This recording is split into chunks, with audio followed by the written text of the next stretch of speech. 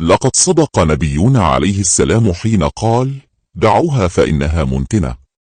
وذلك لما قال الأنصاري: يا للأنصار، وقال المهاجري: يا للمهاجرين.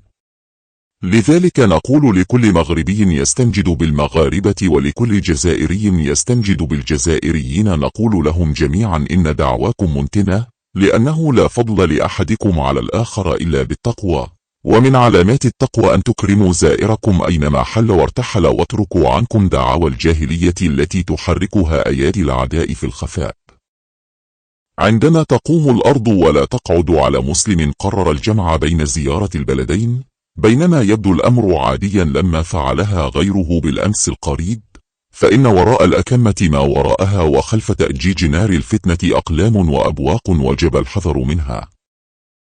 إنه لمن العجيب والغريب فعلا كيف انساق الملايين من المغاربة وراء آلة إعلامية مغرضة وذباب إلكتروني مقيت شغله الشاغل هو تأجيج دعاوى التفرقة بين شعوب ما يجمعها يفوق بكثير ما يفرقها، ولو أن ما اجتمعت عليه أمر تافه لا يساوي ذرة خردل أمام ما يترصدها من معاول الهدم والتدمير والخراب.